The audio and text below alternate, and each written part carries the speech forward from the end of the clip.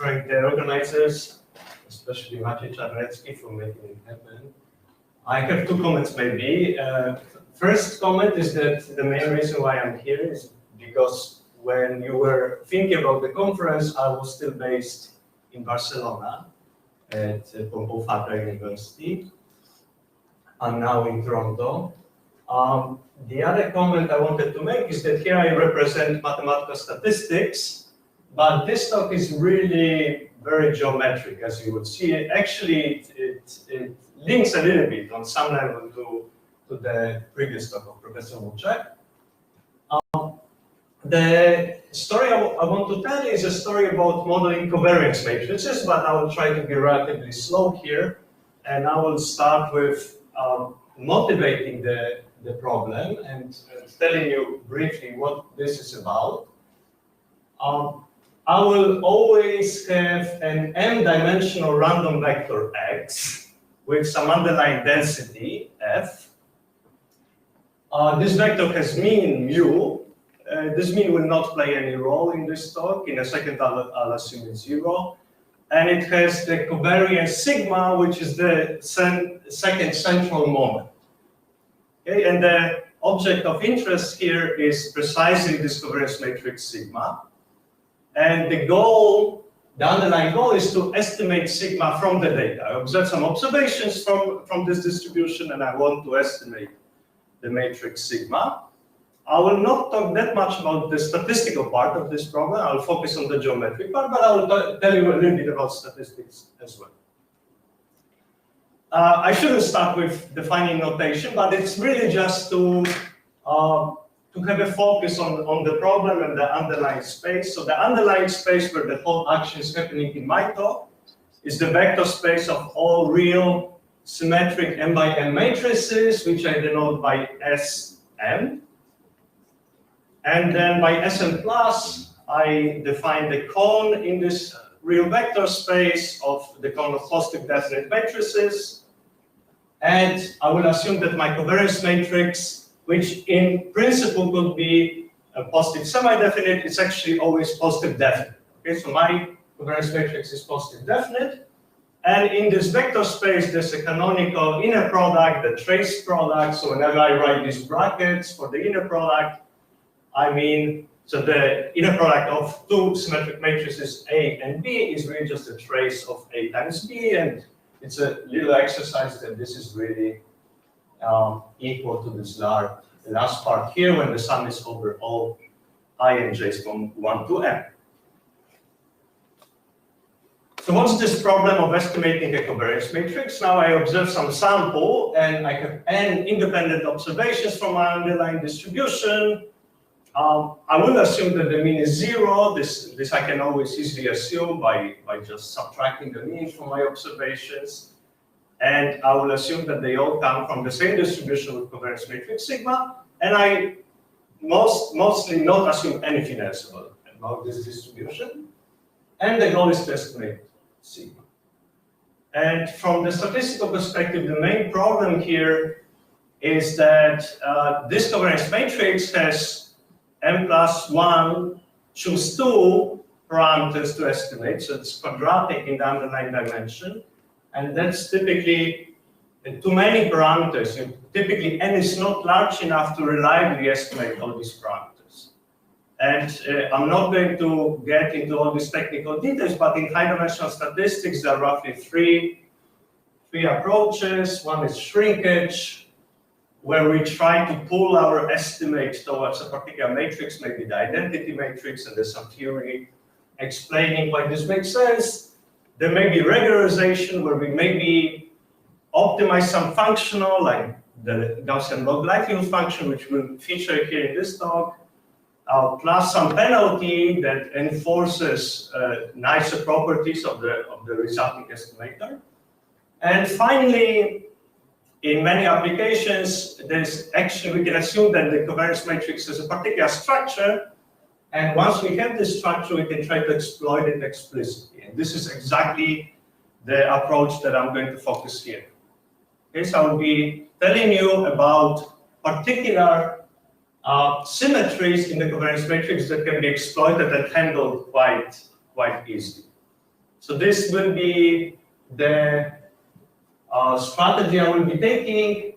I will talk about models that are obtained either by imposing some linear affine restrictions on the covariance matrix, or perhaps on some transformation of it.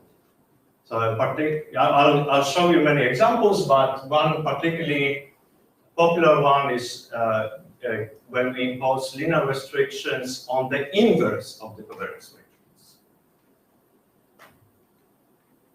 Okay, and again, just to have some concrete examples, these are my running examples in this talk.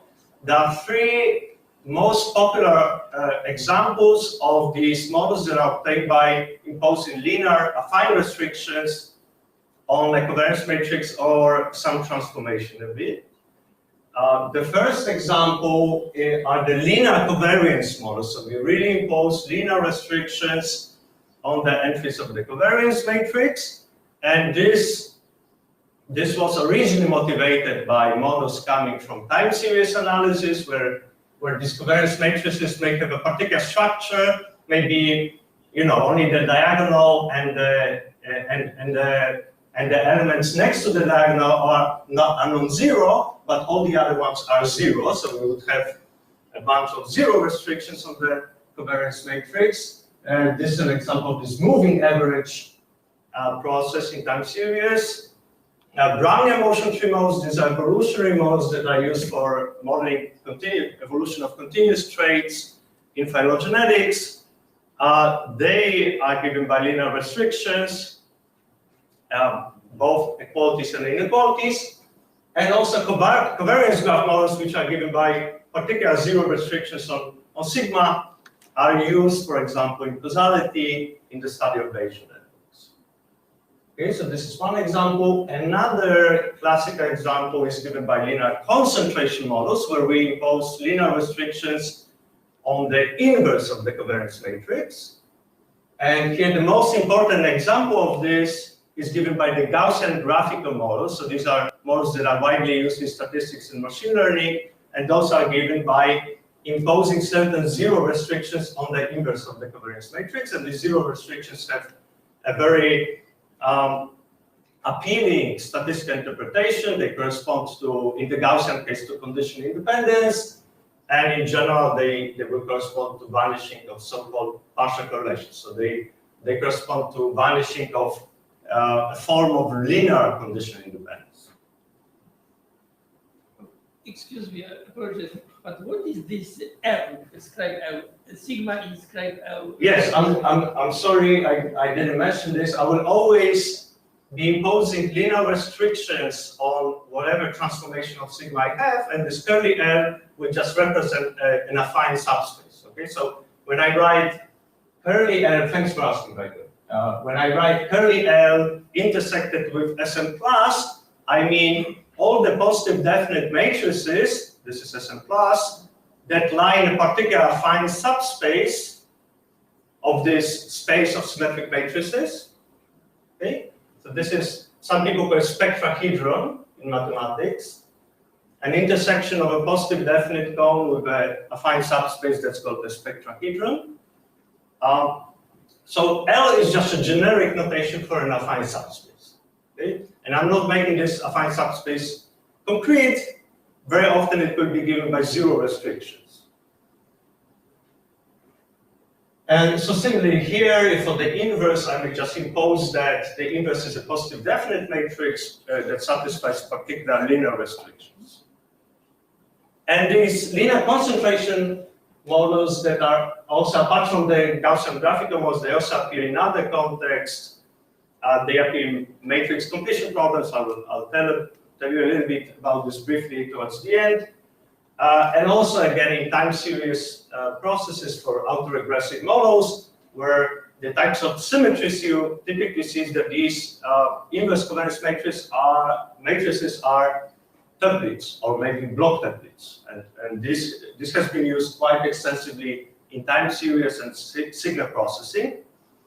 And for both these examples, there are many, the literature is quite rich. In particular, this was initially initiated by T.W. Anderson in the early 70s, and I just will maybe mention just one of the first papers in the Annals of Statistics. But there's also another example which kind of motivated this whole work, and I read about this in one of the papers that was related to quantum information, actually. These are the models that are given by imposing linear restrictions on the matrix logarithm of sigma. So for those of you who already forgot what the matrix logarithm means, here's a symmetric matrix, so I can compute the spectral decomposition, the eigenvalues are real, so I have an orthogonal matrix times a diagonal matrix times this orthogonal matrix transpose. And when I apply a particular function like the logarithm to it, I mean applying it to the eigenvalues. So this is what I mean by the matrix logarithm. And here, the statistical interpretation somehow disappears, so we don't know exactly how to interpret the linear constraints in the matrix logarithm, or at least I don't know. But the reason why this has been used in statistics, and one of the early papers is this late 90s papers in JASA. The reason is that this matrix logarithm map takes a positive definite maps the positive definite cone to the whole vector space. Okay, so any symmetric matrix is a matrix logarithm of a positive definite matrix, right? Because positive definite matrices are those that have positive eigenvalues. And of course, if I take a logarithm of a positive eigenvalue, I can obtain any real number in this way. Okay, so it maps a constrained object, positive definite cone, to an unconstrained object, the vector space of all symmetric matrices. And now on this unconstrained object, we can apply standard statistical methods like linear regression and things like that. And this is precisely why this is important in statistics. And this motivates this last book here that just reiterates what I just said, that we can, in all these three cases, we can try to regress these quantities on some external information, and in this third case, it's particularly easy. And just note that in the third case, I don't intersect this with the positive with anything, because now it's really every point in this affine space can be mapped back to a positive definite matrix. Maybe the last thing I want to say, I didn't say it explicitly. Whenever I write L intersected with Sn plus, I assume this intersection is non-empty. Okay, so L is such that this intersection is non-empty. All right, my goal for today is to show you that these three examples completely generalize in a particularly nice way. So there's a very nice geometric story here to tell. And also from the statistical perspective, this looks particularly nice. So how this general construction works, there's a bunch of this, all my definitions are very elementary. I don't really introduce new objects. Let's say I have a function on the positive definite cone, call it capital F. And let's assume that this function is strictly convex and differentiable. Okay, and I call the class of all such functions by curly C. I'll be just using this notation curly C from now on. So it's nothing complicated. It's a function on the positive definite cone that is strictly convex and differentiable. If you care about these things, that really doesn't matter for understanding what's happening. Outside of the positive semi-definite cone, I will assume my function is just equal to plus infinity. And on the boundary of the positive definite cone, I will just extend it by this lower semi-continuity. So just to assure that it's lower semi-continuous.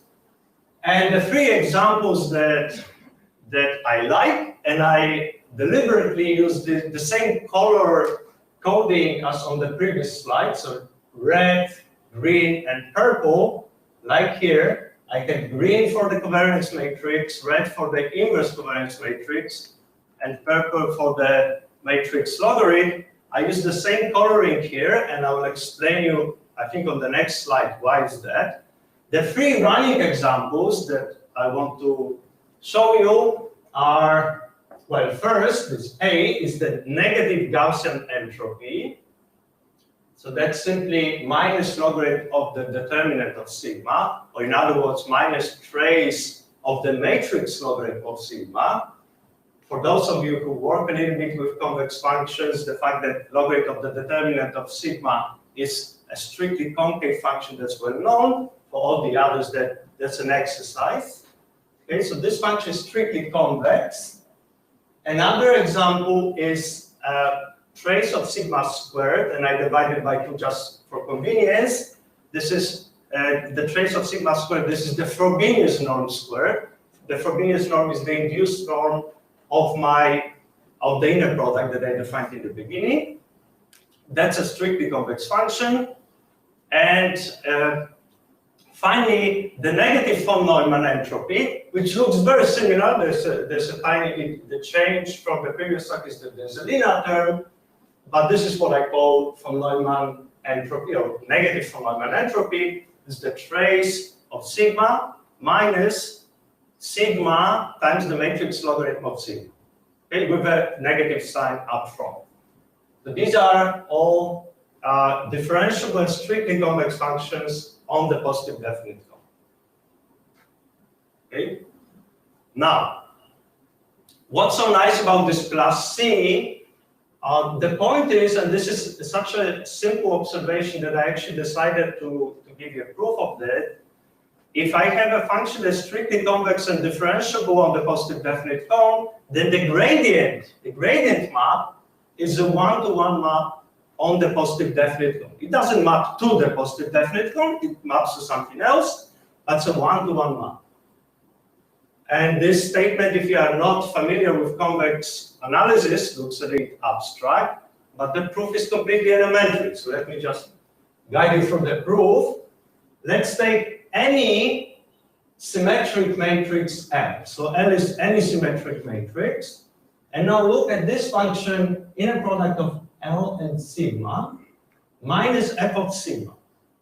Remember, f was strictly convex and differentiable. So this function is strictly concave and differentiable, right? The only difference is minus up front, which makes it strictly concave, and this linear term. This is a linear term in L, is in sigma, and therefore this is strictly concave.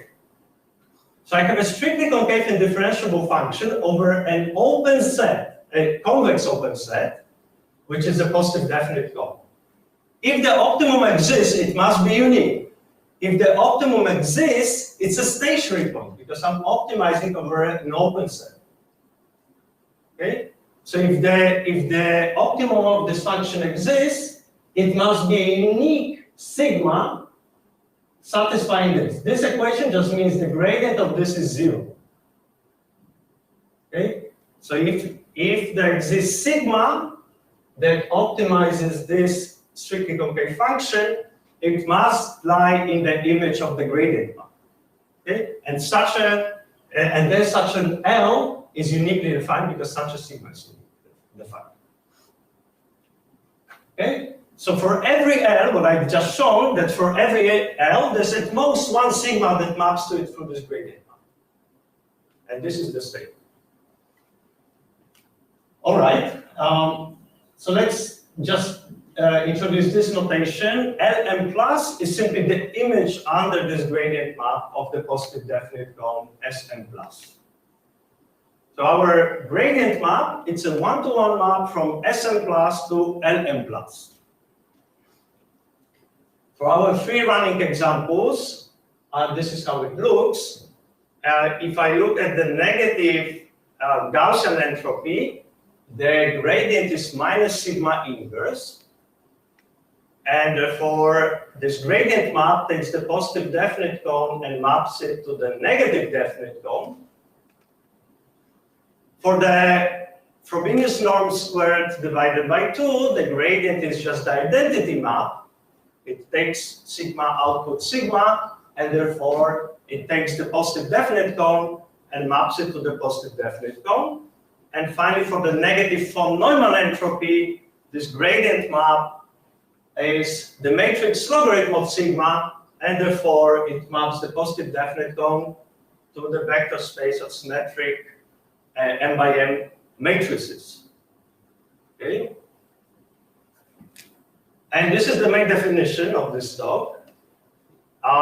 What's an entropic covariance model? So this is a type of restrictions that I want to impose on the covariance matrix sigma that is given by first fixing this function f, which is strictly convex and differentiable on the positive definite cone, fixing in a fine subspace curly L, and then the model is simply given by all positive definite matrices sigma, such that the gradient of f at sigma lies in this affine subspace. In other words, the gradient map offers a transformation, change of variables. It's a change of variables for my sigma, and I impose linear or affine restrictions on this transformation. And in particular, I recover this model that is given by linear restrictions on sigma inverse. I recover the model that gives linear restrictions on sigma, and I recover the model with linear restrictions on the matrix logarithm. But this is a much more general approach, and I'll give you some examples later on. But first, I want to tell you a little bit about the statistics, and I'll make one comment first. In this definition, f doesn't appear explicitly, it just appears through the gradient maps. It's not clear at all, why do I care about the underlying f? Maybe I should only care about the gradient, the transformation. And you will see in a second why I liked to start with the function f and then compute its gradient.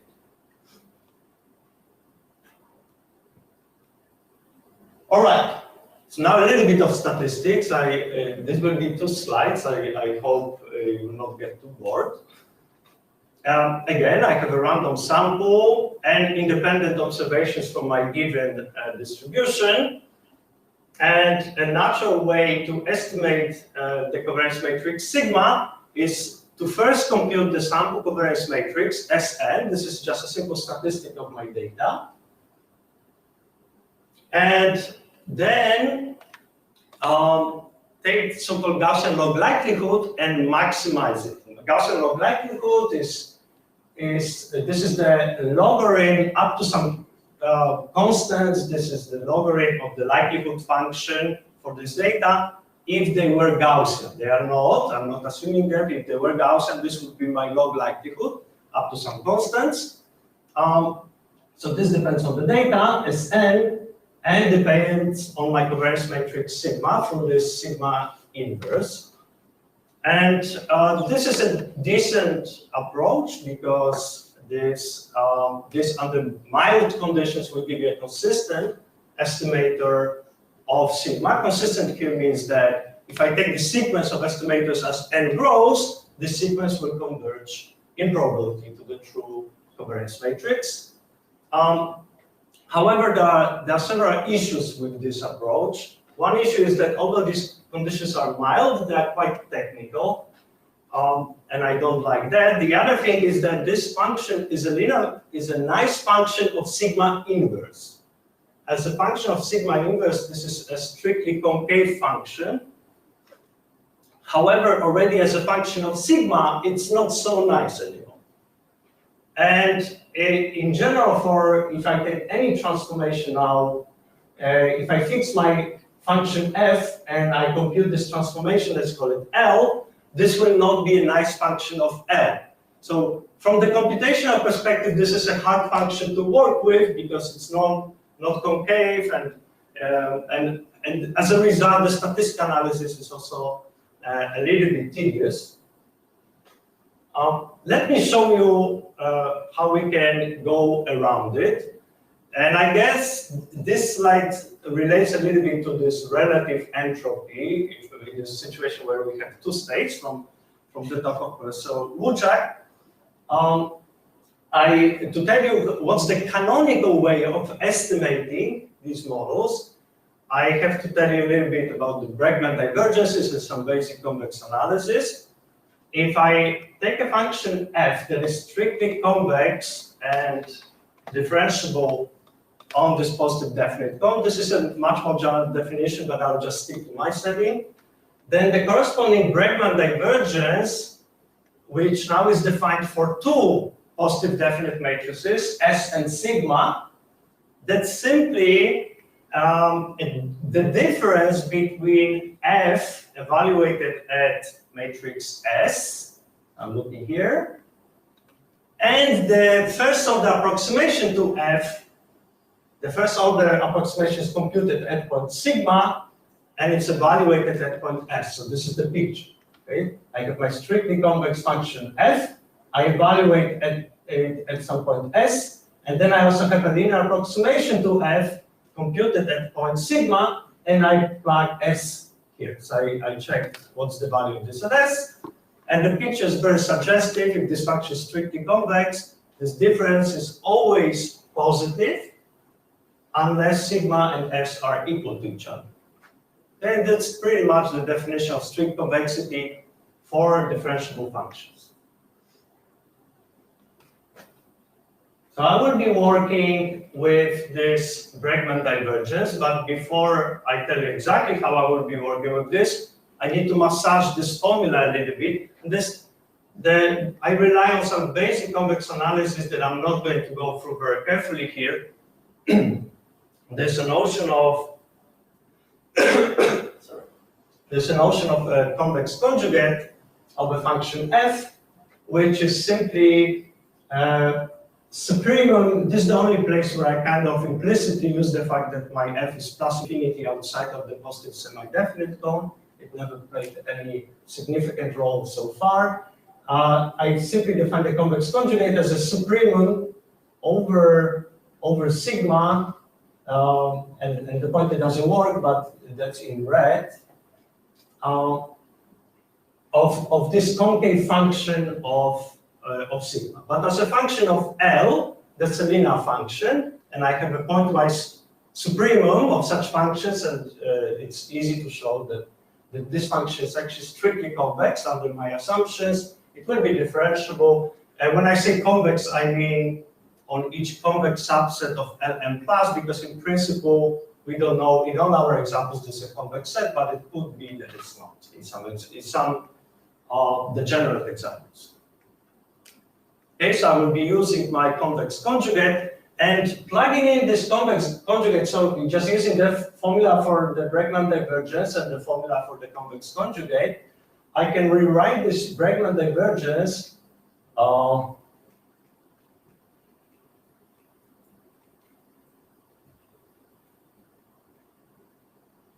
that's okay. I see it on my hand, but I don't see it on the screen. So just look at the green box. If I use this definition of a convex conjugate, I can rewrite the Bregman divergence as f of s plus the convex conjugate of f evaluated at L minus the inner product of L and S. And the nice thing about this representation is that it very explicitly shows that my Bregman divergence is convex. It's not jointly convex, but it's convex both in S and in L. Okay, and that's because f is strictly convex in S, and f star is strictly convex in L, and then the remaining part is linear in both. So from now on, I will be looking at the yellow box, and from now on, I will be writing df_L. So I will be reparametrizing the second argument in terms of through the gradient map. So I will be reparametrizing it in terms of L. And now what's the estimator? The estimator is obtained by minimizing this Bregman divergence with respect to L, the second argument, and the first argument being the data. This is my sample covariance matrix, and I will be optimizing it over all L in my given affine subspace with the assumption that L comes from a positive definite matrix. This is why I'm intersecting with Ln plus. Ln plus, just remember, this was the image of the positive definite cone under the gradient map. Okay, so that's a convex optimization problem now. It looks a little bit ad hoc, but I'll show you that it actually is very well grounded in statistics. Maybe first let me argue this by pointing out that in our two first running examples, this corresponds to something we know very well. So if F is the negative Gaussian entropy, then you can, when you work out all the formulas, you get this long red formula, and this long red formula that corresponds to the Kullback-Leibler divergence between two mean zero Gaussian distributions, one with covariance matrix Sn, and the other one with the inverse covariance matrix minus L. I know it's a little bit confusing, but here, remember, the gradient mapping was mapping from the positive definite cone to the negative definite cone, so L is negative definite, minus L is positive definite, and L was simply minus sigma inverse. Okay, so in this case, we recover the Kullback-Leibler. So minimizing this Kullback-Leibler is really equivalent to maximizing the Gaussian likelihood. This gives the maximum likelihood in the Gaussian case, which is nice. In the second case of this Frobenius norm square, the Bregman divergence, remember that in the second example, the gradient mapping was the identity mapping. So it maps, this L is a covariance matrix in the green bar. And the Bregman divergence corresponds just to the Frobenius distance squared, the Frobenius distance between Sn and L. So here, minimizing the Frobenius, Bregman divergence is really computing the orthogonal projection of Sn on the affine space. And that's called, in this literature, that's called least squares estimator, and that's also a very popular estimator for these linear covariance models.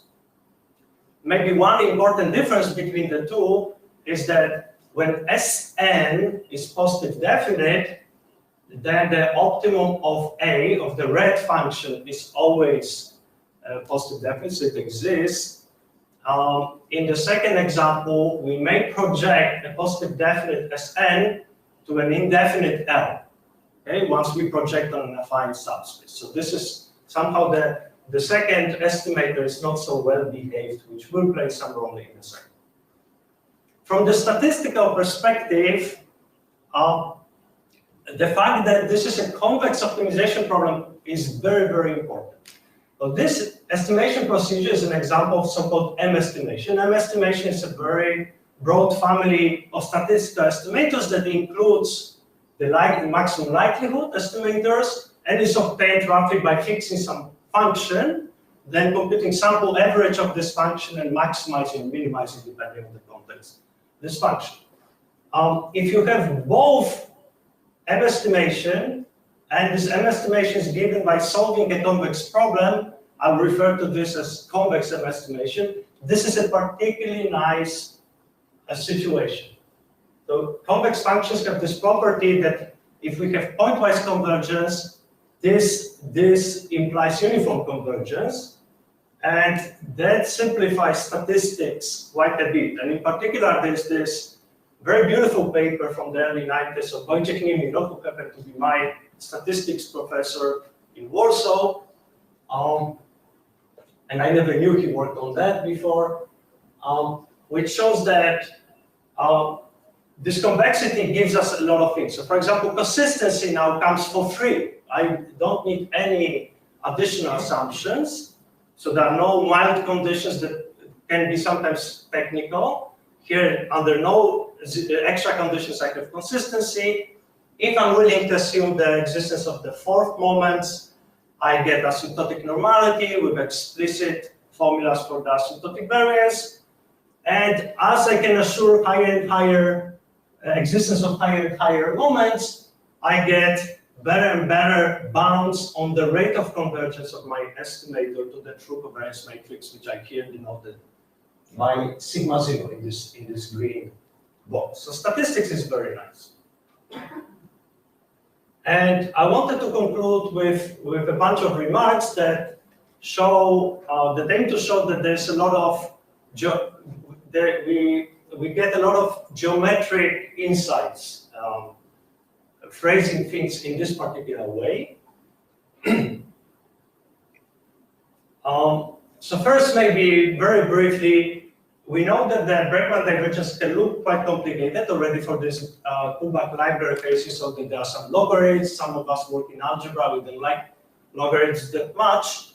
But here the point is that although the function may be complicated, when you try to optimize it, you really solve the, for example, the gradient for 0, or you solve the KKT conditions if you have a constraint optimization problem. And this happens to be very nice, even in this pullback library case and very algebraic, and not in the von Neumann case. So the KKT conditions are as follows. The optimum of this Bregman divergence, it's an optimum point sigma hat if it exists. If it exists, it's unique because it's a strictly convex problem. So this is the unique sigma hat with L hat being its image under the gradient map that satisfies where the feasibility conditions. Remember that we are optimizing under the assumptions that L lies in curly L. So this has to be there. And there's the gradient condition that just says that sigma hat minus S lies in L perp. So even if L is affine by L perp, I just mean the linear space that is orthogonal to L. Okay, so these are the equations you have to solve. And in particular, let me just briefly tell you, because I think one of the nicest examples of this setup is when you have sparsity. So when the L is given by 0 restrictions. So here, curly L, typically in statistics, we encode sparsity by fixing some graphs. I fix a graph G, and my curly L is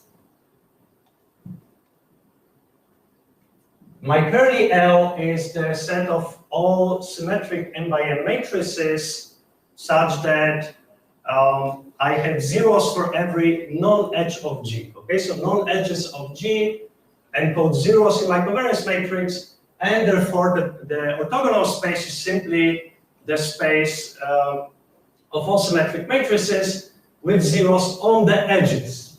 Okay. And for some reasons, I prefer it like that. I include the 0 restrictions on the diagonal in the curve, and therefore in L, the diagonal entries are not restricted to be 0. So generically, they are non-zero. And here, the optimal solution by looking at the KKT conditions is a matrix L hat with a particular pattern of zeros that we imposed, such that, and this is the dual picture, I'm looking here at the sigma hat minus S.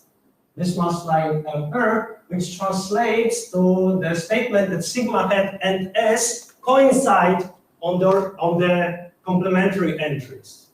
Okay, so L is 0 on some entries. On the complementary entries, sigma and S coincide, and that links to this matrix completion problem. So a positive definite matrix completion problem. I give you an incomplete matrix, and I tell you, the 1-2 entry is equal to S12, 2-5 entry is equal to S25, and so on.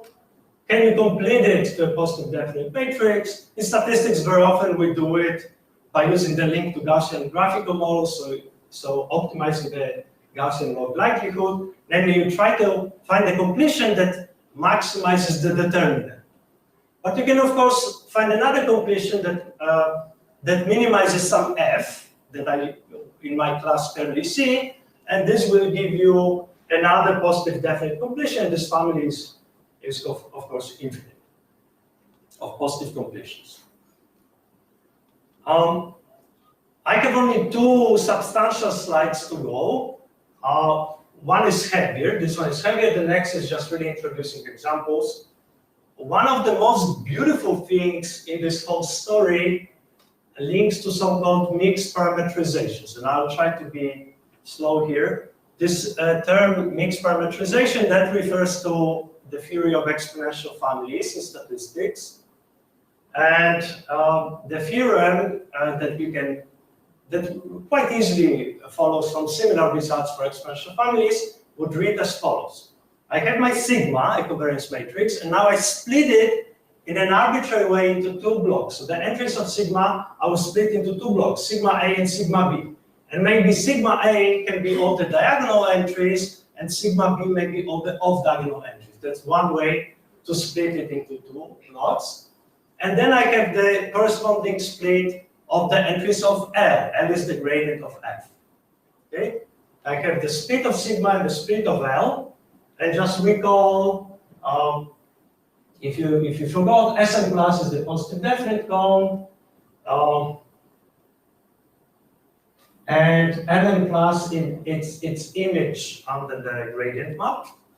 And I also define these two other sets, Sm plus A, that's in green, and Sn plus A is simply the projection of Sm plus on the A block. Okay, so that's the projection of this set. And Lm plus B in red, that's a projection of Lm plus on the second block. And these two projections will play an important role. And then we have the following theorem. If I have a function on the positive definite cone that is strictly convex and differentiable, and in addition, it's essentially smooth. I haven't defined it, I didn't put it on the slide, so I'll tell you what this is. Essentially smooth just means that if I take the norm, the induced norm, the Frobenius norm of the gradient of f, then this norm will diverge whenever I converge to the boundary of the positive definite cone. Okay? So for one example, it doesn't hold. For the Frobenius norm, it doesn't hold. But for the other two, it does. Okay? Because for the Gaussian, negative Gaussian entropy, the gradient was just minus sigma inverse, so I'm looking at the norm, Frobenius norm of sigma inverse, and of course, as I approach the boundary of the positive definite cone, this blows up.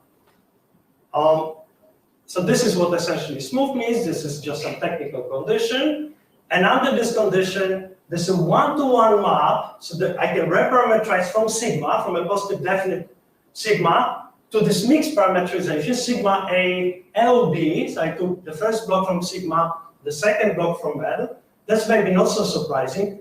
What's just shocking to me, at least, is that you have this variational independence. So the image under this reparameterization, the image of the positive definite cone is a Cartesian product of these two projections. Okay? So this means that you give me Sn plus A, you give me Ln plus B, and I can independently choose one element from one projection, completely independently from another set. I can glue it together, and there will be a mixed sigma for which this LB is realized. Okay? That's called variational invariance, and to me, it's still completely shocking that this is true. But this has been exploited in various creative ways in statistics. For exponential families, in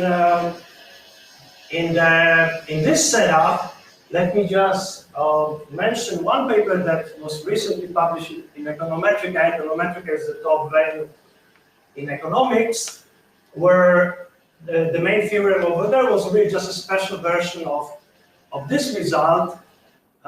Their motivation was in modeling of correlation matrices. Correlation matrices are covariance matrices with ones on the diagonal. And over there, the problem is, this is for Garch modeling, if somebody knows what's that. Over there, one of the steps is to have temporal modeling for correlation matrices. You have a time series on correlation matrices. And the fact that you have to keep track of positive definiteness of these correlation matrices, that complicates the whole analysis. And this was like a big holy grail for them to find a map to something unrestricted so that they can run the autoregressive model on correlation matrices, for example. And the main result was, essentially their result uses this insight that matrix logarithm of sigma is unconstrained. And they stated the following result. They said, if I look at the matrix L, symmetric matrix, I can now choose the off-diagonal entries however I like. I can, I can make 1, 2 entry, 1 million, the 1, 3 entry, negative pi, whatever. I have complete freedom of doing whatever I want on the off-diagonal entries of L. Whatever I do, I'm guaranteed there's a unique correlation matrix such that if I compute it matrix logarithm, it has exactly this off-diagonal entries, this matrix logarithm. Okay? This is really just a special version of this result, and in fact, in the paper, I'll give you a link to the paper on the last slide. In the paper, I showed that there's an easier way of dealing with what they wanted to deal with. You don't need to use the matrix logarithm, just sigma inverse is enough if you deal with correlation matrices. Okay? And finally, this is the penultimate slide because then it's just conclusions. I wanted to give you 2 examples, just not to leave you with nothing. These are 2 examples that I like, that I would like to study a little bit more, but I didn't have time to do it. One is this function trace of sigma inverse. All my functions are really of the form trace of some matrix functions of sigma, all the ones that appeared here. These are called spectral sums, and this one is not different. Here the gradient is just minus sigma inverse squared. And maybe for you it will be harder to appreciate why this is interesting, but let me just very briefly argue that in statistics there are models called Gaussian Bayesian networks or Gaussian directed acyclic graph models. This is what that refers to. Or equivalently, Gaussian linear structure equation models. These are all the same models that are not given by such nice linear restrictions on any transformation of sigma. They are given by linear restrictions on the Cholesky factor of sigma inverse. Another story. But people try to look at zeros in sigma and zeros in sigma inverse because this gives some structure information about this Bayesian network. Here the task would be to learn the graph from the data. And I just made a simple observation that if you look at other negative powers of sigma, the zeros over there also give you some information about the underlying DAG. So that's maybe not so convincing for most of you. Let me tell you about the second example. Maybe more people will like it. As I said, the matrix logarithm was important because it maps the positive definite cone to symmetric matrices. And people have exploited it in various ways in statistics, but I don't like the matrix logarithm. I don't like because I cannot plot things. It's not an algebraic object. It's very hard to work with. And I was thinking a little bit about some alternatives, and there's an infinite family of alternatives to the matrix logarithm. And one particular example is simply obtained by summing the first 2 running examples. I have my Frobenius norm squared divided by 2. This is the second example. Okay, the pointer again doesn't work for whatever reason. This is a proof that it works, but doesn't work here. Okay, so I'm looking at example 2. And this function is simply given by a sum of this Frobenius norm squared divided by 2 and the minus logarithm determinant of sigma. These were first 2 running examples. This is a strictly convex function, and its gradient is sigma minus sigma inverse. So the eigenvalue, if I have eigenvalues of sigma are lambda, then the eigenvalues of sigma minus sigma inverse are lambda minus 1 over lambda. If you think about this transformation, lambda minus 1 over lambda on the positive half line, that really, when you plot it, it looks like the matrix logarithm. It maps the positive half line to the real line. It looks really just very similar to the matrix logarithm, but it's algebraic. Okay, so we like it much more. And I expect that this can be exploited maybe to study new distributions on the positive definite cone, or in this more statistical context, to use it in regression types of settings. And just a conclusion, just to remind you what happened if you slept for most of the talk. I had this nice class of functions that were convex and differentiable on the positive definite cone, and I exploited the fact that every such function, the gradient of f defines a one-to-one map from a positive definite term to something. And I used it to propose a versatile way of modeling covariance matrices that generalizes these three popular approaches: the linear covariance models, linear concentration models, and these linear restrictions of the matrix logarithm. And what I think is important here is that this family of models comes with the canonical way of estimating the covariance matrix with very nice computational statistical properties. And in addition, I tried to glimpse it, but I omitted many details and many results from this paper. This gives some additional insight into the geometry of covariance matrices. And if you want to check, it's all in this paper, which is on arXiv. And thank you. Thank you very much for the interesting talk. Are there any questions or comments?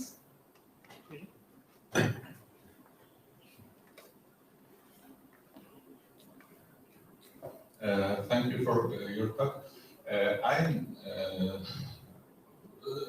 think this work has many possible applications, and one of quite close to my interest is Kalman filtering, because in Kalman filter, except of state estimate, we also basically estimate a matrix P, which is a covariance matrix, which represents how good is our state estimate, and it also implies some numerical problems, like due some numerical errors, it becomes non-symmetric.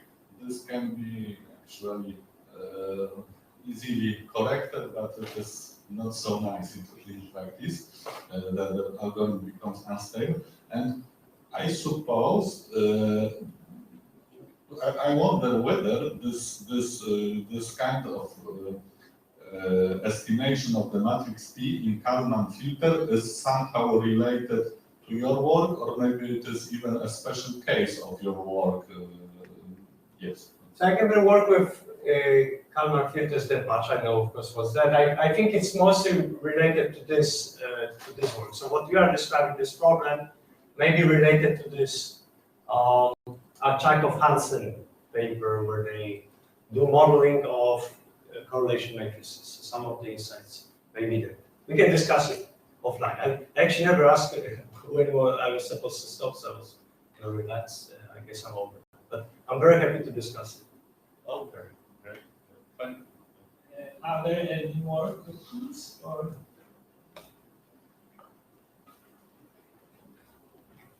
Thank you. So I wanted to ask a question about this particular theorem. So when you say that there is a one-to-one map, I mean, how explicit it is depending on IMP? It's not explicit. So typically, to compute the inversion, you solve an optimization problem, and that's one of the arguments for this algebraic version, because for the matrix logarithm, there's a simple iterative scheme.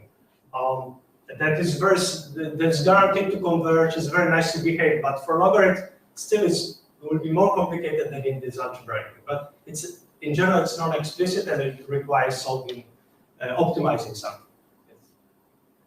Okay, are there any more questions or comments?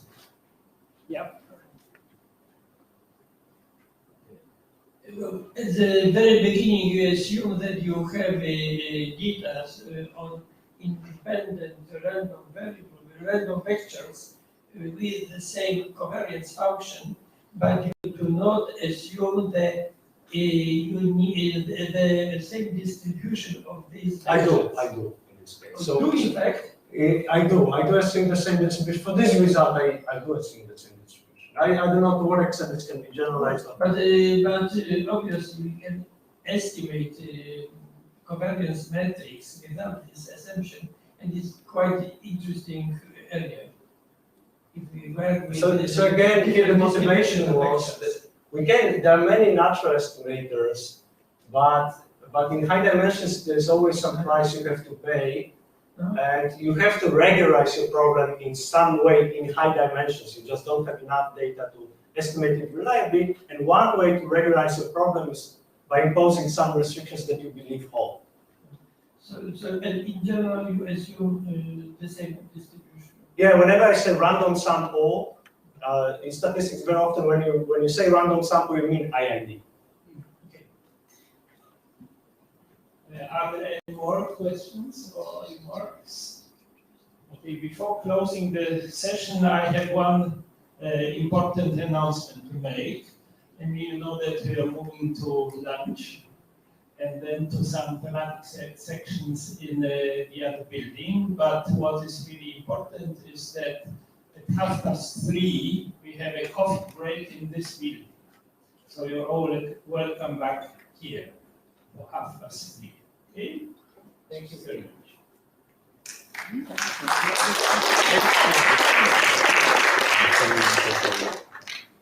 Potem on sobie 45 and 200.